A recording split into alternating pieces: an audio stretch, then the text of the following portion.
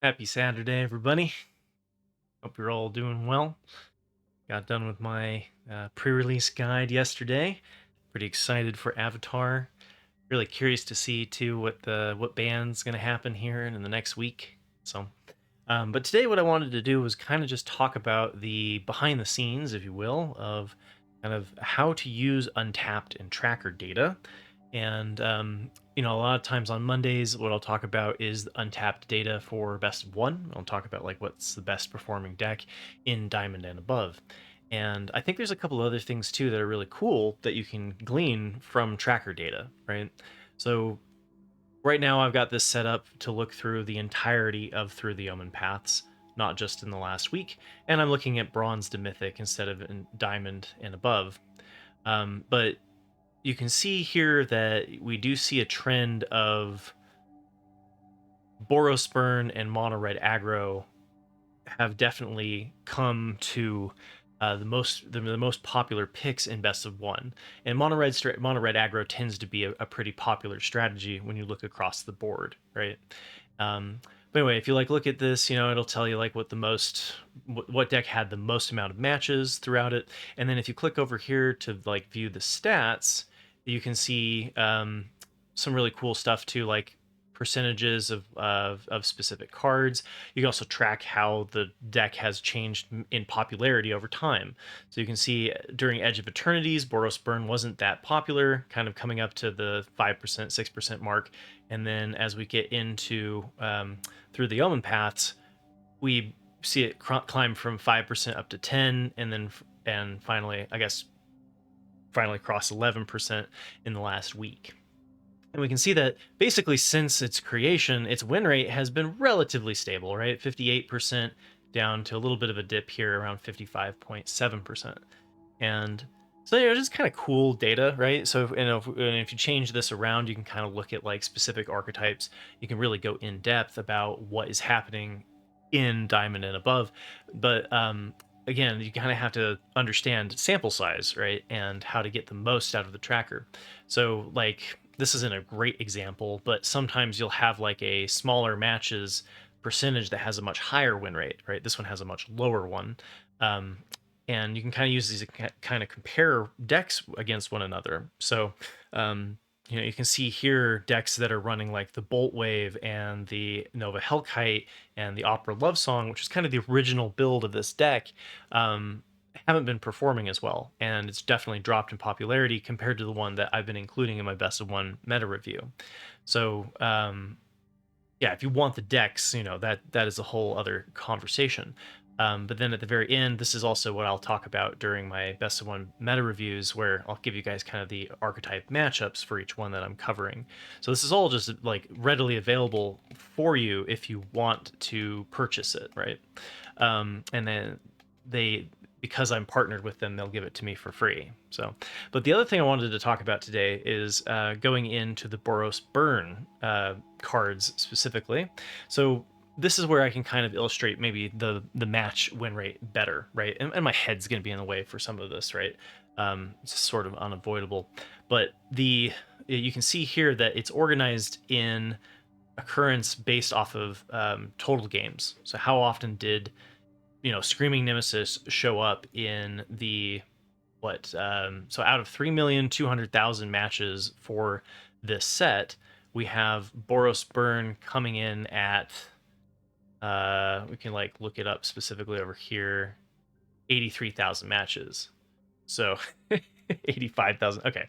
Anyway, so for a vast majority of those matches, we can see that Screaming Nemesis is included in the deck, right? And a lot of the typical culprits. But what's cool about this is that you can go down and you can kind of look for these outliers that exist that should potentially be considered in the deck. So what you're looking for is something that has a good in-hand win rate. That means that the game, like the card was drawn, it was in your hand when one or more copies of this card was in the player's hand during the game.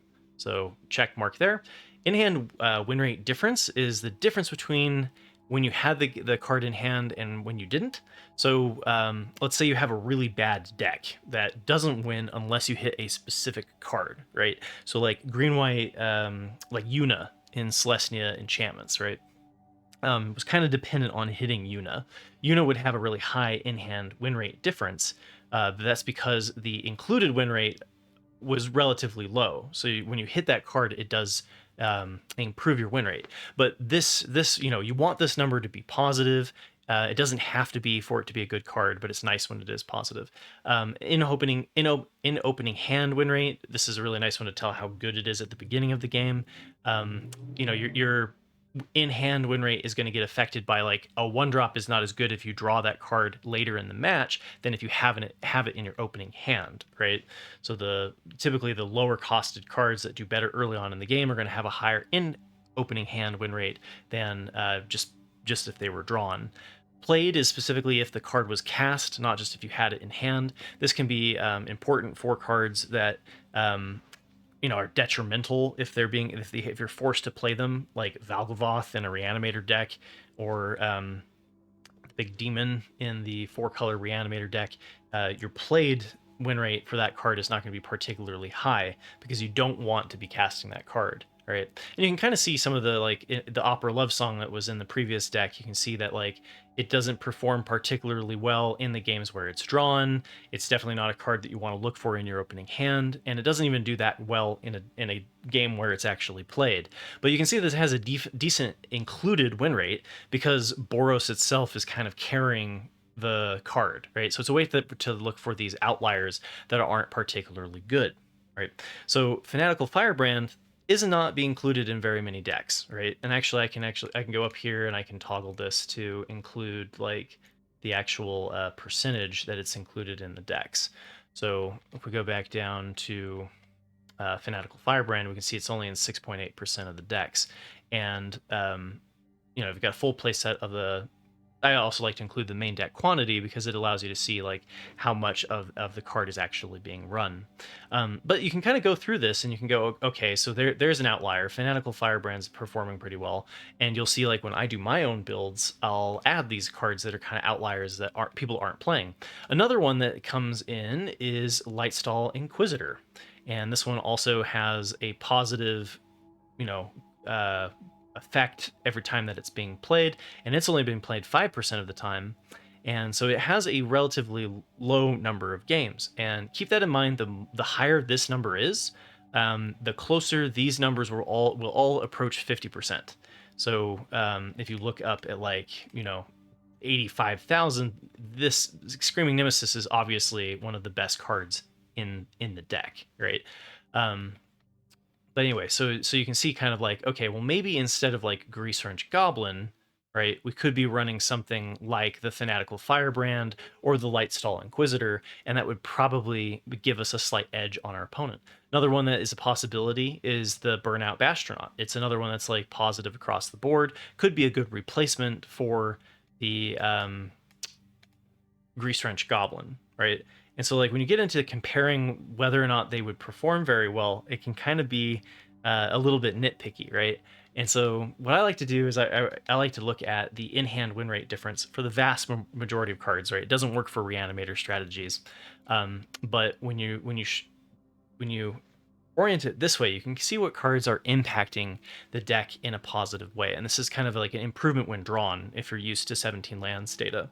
And so you can see here, there's an argument that Sheltered by Ghost actually is having a more impact than Screaming Nemesis on the archetype, right? And if you've been a fan of the channel, you've heard me talk about, I think this is one of the best uncommons for the budget space is Sheltered by Ghosts. So, and then you've got Screaming Nemesis, and then you hit into some of these cards that we're not playing. So Lightstall Inquisitor could be a good one to include as a consideration. This one, these exclamation mark means there's low data, and you can see that the decks that have been including the Cosmic Grand Zenith have been really low win rates, and so the in-hand win rate is comparable, right? Because of it being the lower the included win rate is, the more you have to do well to succeed, right? But I think this suggests that Cosmic Grand Zenith could be a good card to include too. it's just being explored right now, right? Like it isn't commonly included in Boros Burn, but you could build like a go wide aspect, especially if you're going to bring in more of these Lightstall Inquisitors and the Fanatical Firebrands and kind of take it down on a lower curve. Razorkin Needlehead, which we see a lot of times in mono red. Clearly, the biggest problem with this one is the double pip. Flowerfoot Swordmaster we see in Boros Mice, kind of sneaking in as a low sample size here as well. Kind of an interesting one to explore, taking it with the Manifold Mouse as well. Burnout Bastronaut, like I mentioned. So you see 3,000. This one's probably worse than the Fanatical Firebrand and probably worse than the Lightstall Inquisitor. They have a similar amount of samples and 55.3 compared to 56.3. So you have to kind of like play with the numbers a little bit to figure out what exactly you want to do. But like, let's say you have something where you're like, oh man, I really like blank in the deck. You can kind of like go verify if it's been performing well, right? And I like the mathematical approach. And so yeah, I spend a lot of time looking at numbers in Magic the Gathering, and there's definitely sometimes little moments where you have to dive into the data to make it all make sense. But after that very long description about all of that, would now like to turn it over to some of my favorite builds that I've been messing around after looking at the tracker for a bunch, right? So we'll start off with Boros Burn, and actually, you know what? This is why I'm this is why I'm not the world's best content creator, is that my plan of attack is a little loosey-goosey. But one of the things that you can do is you can turn up the minimum amount of games that you're looking at to kind of force it into looking at the higher sample size, right? And so if we do that, we can kind of look at like what has reached that criteria that should probably be pulled from the deck, right? So that's something that I'll commonly look at. And so here you can see Opera Love Song not great, Bolt Wave not great, Nova Hellkite not great, all of which are being run in the alternative Boros Burn build. Okay, so then we keep going down the list and we see, okay, Grease Wrench Goblin is the next one on the chopping block, right? Lightning Strike 2 could be a consideration if you're running it. I'm not running that one. So when I looked at doing substitutions, I was like, okay, let's start with messing around with the Grease Wrench Goblin because it's the one that's been performing the worst, right? And so with that, now we go back over here. All right, with that whole awkward intro aside, after going in through some of the reasoning behind it, now I want to talk about what I decided to do for each one of my kind of, personalized meta decks, if you will. So what I did for Boros Burn compared to what we talk about in the meta review will be to remove a mountain, to remove the 4 copies of the Grease Wrench Goblin and the 2 copies of the Starting Town, and bring in 4 copies of the Fanatical Firebrand.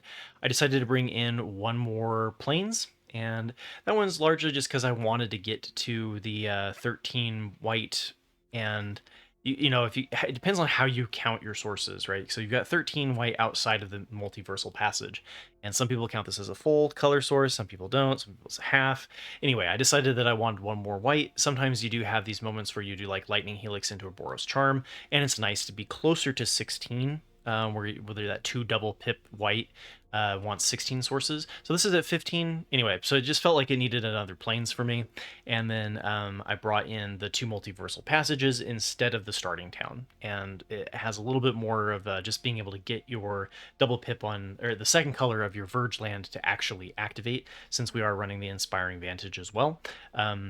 Think about you want to have, ideally, if you want this to be activated on turn 2, you want to have 13 other sources than just the 13 sources that turn it on, so mountains or plains, right? So if we look at this, we've got 4 here, we've got 6 there, so 11, 13. That gives us the 13 sources for the Verge to then turn on its second color pair 90% of the time by turn 2, right?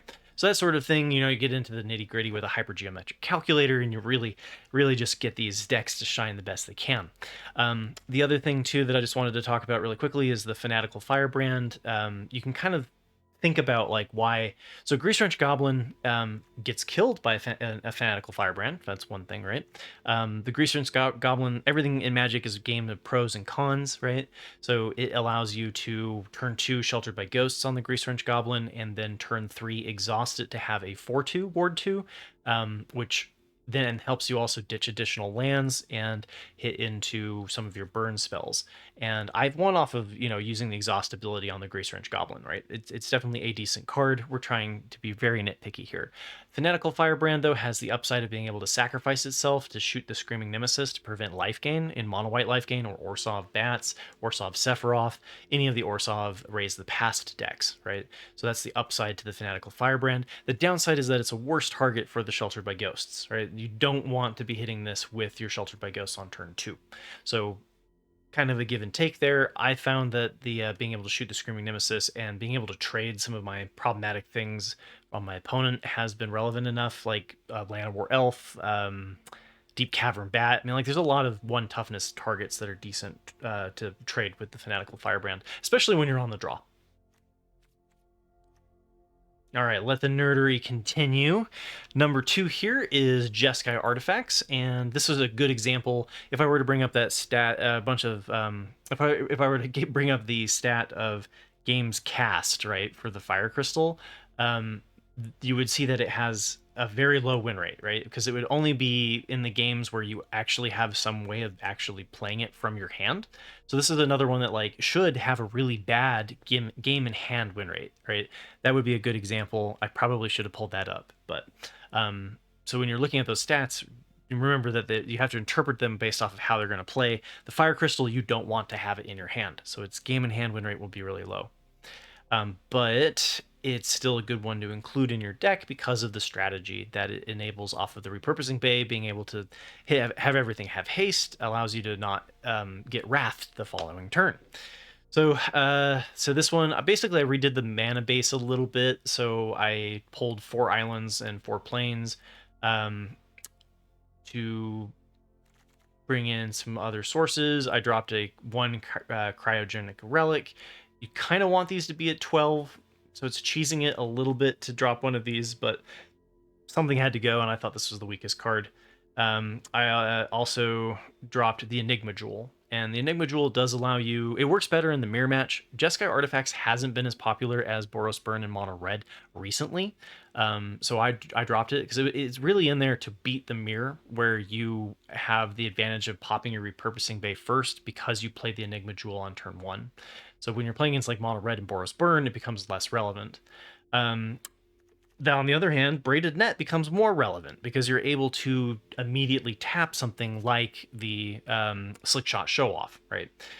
So anything that, anything that's coming in with haste, it's nice to have the Braided Net to slow them down. It also increases the likelihood that you're going to hit 3 off of your United Battlefront. So many times when I was playing this deck, because of front-loading all of these cards here that help us survive, you had these moments where you just hit a whole bunch of mana value 2, and you didn't really get it to shine. So I thought, the upside to bringing in the Braided Net was also good, and the stats reflect that as well.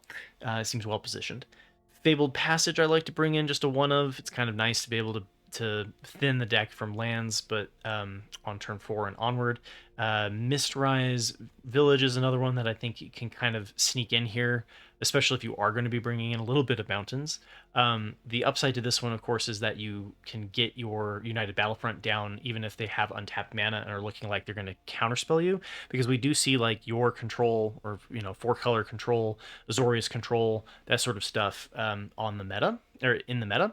And then I really like the Uthros Titanic God Core. It's not run in the one during my best of 1 meta review, but we did see originally both planets being run in the versions far enough back, right? And if you are going to bring the Braided Net, works especially well with this, because then you get a ton of blue mana, which you can then use to draw cards off of your Braided Quipu. Okay, so number 3 is Mono Green Landfall. This one I decided to basically take Gruul Landfall, where you have the World Soul's Rage, drop the World Soul's Rage and a mountain. And the reason for that is because we see more of the Reanimator strategies, Okay, so first off, in the untapped lands data, it has not the greatest of stats. Part of the reason why we're seeing that is because it is being attacked, right? So people are bringing in cards to hate on the graveyard to stop the 4-color Reanimator strategy, which was like the new deck to come from through the Omenpaths. And if you don't have any lands in your deck or in your graveyard, the World Soul's Rage just becomes a really bad fireball. And so I found it a lot of the times that the games where I was drawing the World Soul's Rage were not working out as well as they could. Now, obviously, they do have some amazing turns, right? So, like, if you're able to pop your Terramorphic Expanse and your Escape Tunnels and things like that, slam a Hydra on turn 3, and then on turn 4, do a World Soul's Rage to hit 2 land triggers and make your Hydra huge. Like, there's some times where it does win you the game, right? Again, a game of pros and cons. So, but I did find this deck to be more consistent to just get rid of it. And then one that's a little bit less so, like I can see it going either way, is Defend the Rider. I really like this one because it gives your cards indestructible, which is relevant against Deadly Cover-Up. So I don't know how much you're coming up against the Esper Mill strategies or things that are running like Depopulate, the Wraths that are board-centric. Being able to save, a giant Mossborn Hydra from a sweeper has been more relevant than giving it the +1/+1 counter that Snakeskin Veil does. You can also win the game off of creating a chump blocker in the mirror match, where not necessarily against a Hydra because it has trample, right? But like against another big Chocobo, you can create this instant speed blocker and block with a pilot. So I like this one instead of the Snakeskin Veil, but it is a little bit more of just personal preference. And then what do we replace the World Soul's Rage with? Originally, we saw the enchantment that triggers in the mono green space. I didn't like that one as much because what I was finding was that my board was getting countered pretty heavily. So I like to lean into some of the late game threats. And Saw's Katsroy works by being able to go pick up a traveling chocobo, and this then helps you dig. So this kind of gives you more than just one card draw, and then it also gives you a landfall without actually having to have the landfall, because whenever it attacks, you put a +1/+1 counter on something like your Hydra, and then it doubles. So you can get a double. It can help these guys explode, specifically Tifa and the Mossborn Hydra, swinging on turn 5. And then Ouroboros, this card it can run away with games, especially if you have a way of protecting it. So it's just an alternative threat instead of the World Soul's Rage. And then, of course, since we're not running the World Soul's Rage, we don't need the mountain, so I dropped a mountain and added a forest. All right. Selesnya Rabbits. This one I've been tweaking back and forth and like adding this in and then being like, okay, what about this? And where I've landed is with this build so far. It will probably change in another week, right? Somewhere between like increasing the top end has been working. We see more mono red and Boros aggro, which then makes the top end a little bit less relevant. But when you're dealing against a bunch of sweepers in control, the Bright Glass Gear Hulk is particularly nice because you can go get the Seam Rip and you can go get, Pop Hatch Recruit. It gives you kind of the Knight Errant of Eos kind of replacement, if you will. And then Ouroboros works really well. I've been finding it to work better than your Warren War Leader on 4.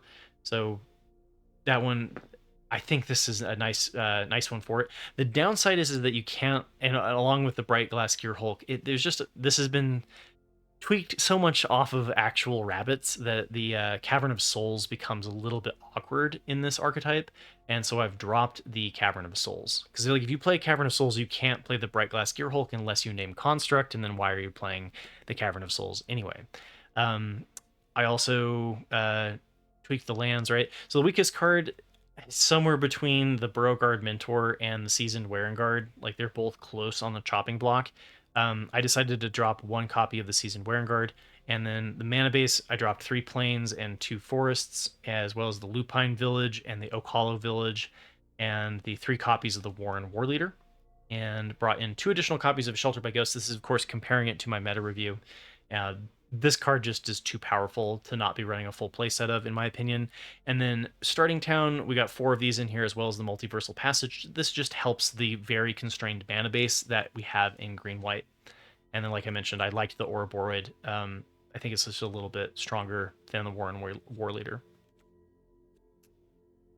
So, and on another note, the other reason too why we can't just fully go white, because like War and War Leader is better that the majority of the deck could be white, um, if you want to avoid the 2 double pip on green. But Valley Might Caller and Paw Patch Recruit are your best cards in your opening hand, and so you often need a heavy amount of green in the deck anyway to get this strategy to function. Nerding over little tiny details is one of the more satisfying things in my mind. So thanks for bearing with me.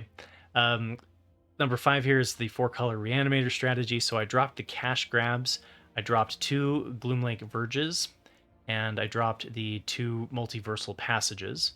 And instead, I brought in 4 copies of Bitter Triumph.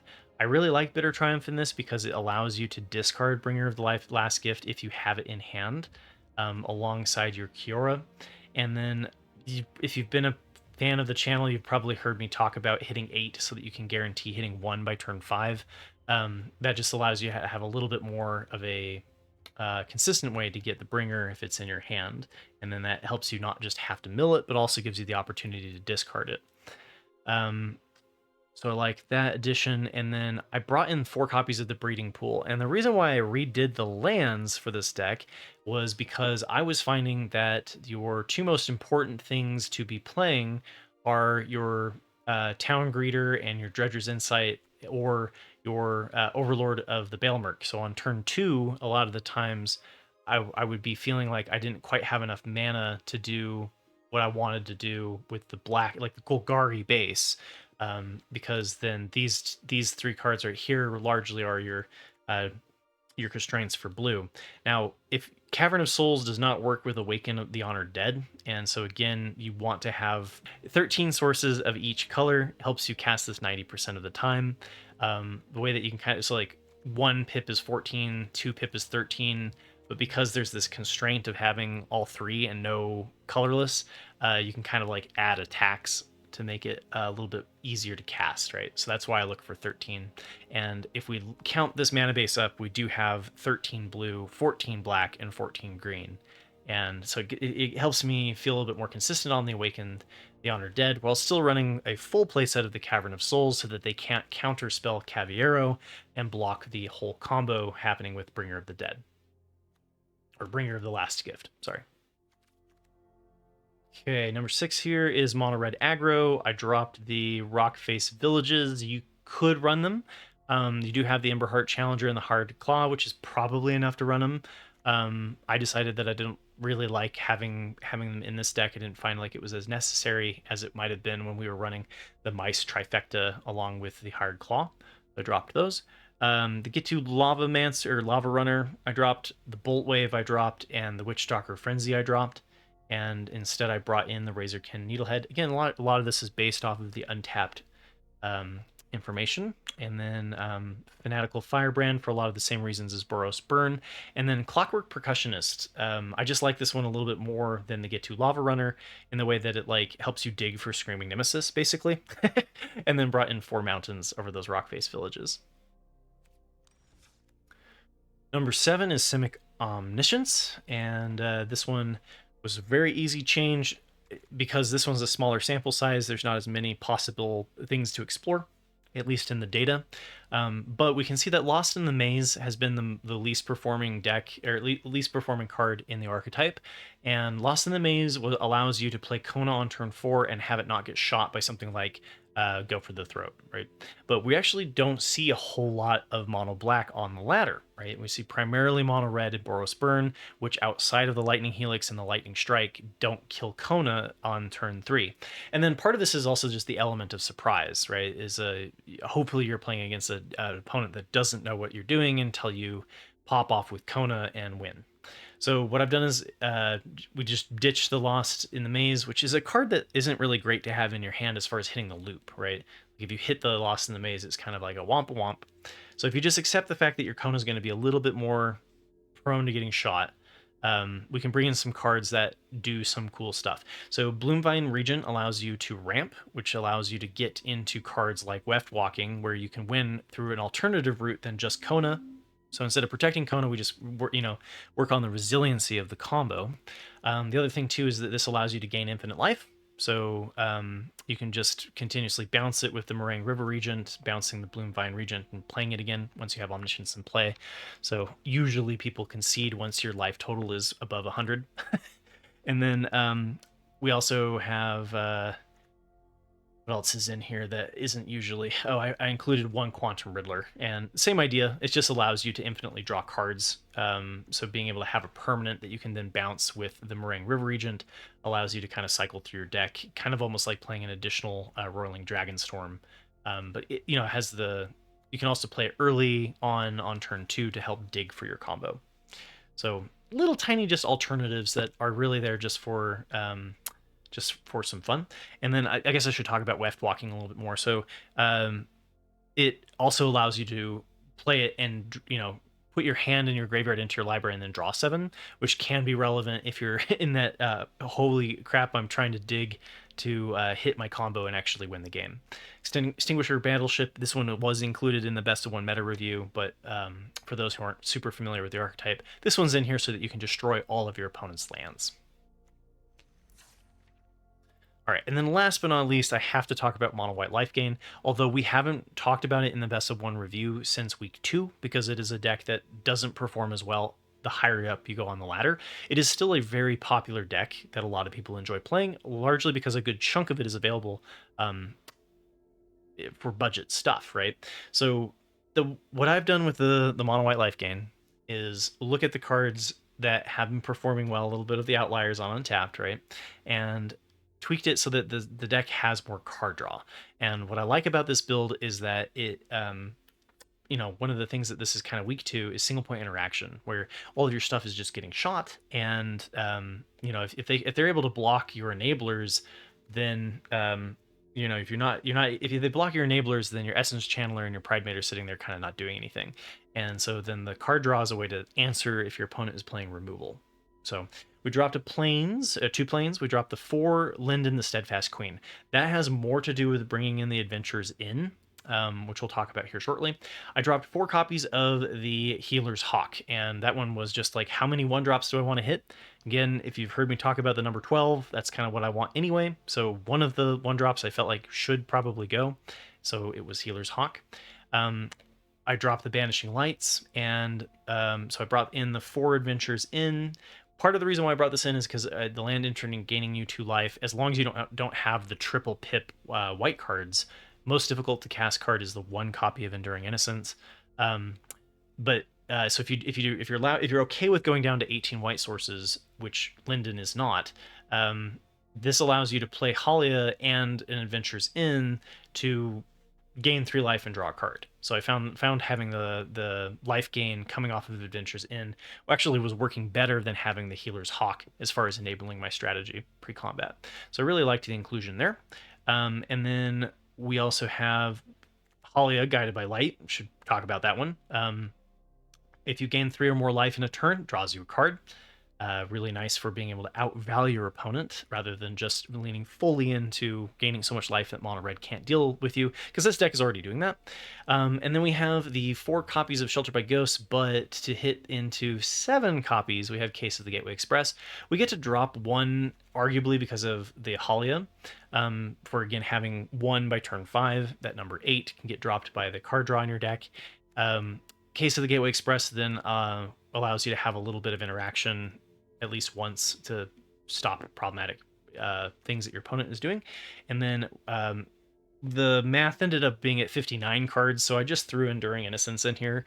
It's not necessarily the best card in the world, but again, it leans into the card draw to outvalue your opponent. So it's kind of alternative takes on the meta decks, and every time I do this video, some people say thank you and like the kind of nerding out and really getting min-maxy on the different versions. So I'll probably continue to do this just because I like sharing what I've been doing throughout the season.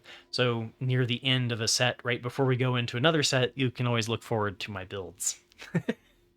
And yeah, so again, thank you for being here. Thank you for being a part of the community. Thank you for listening to my ramblings.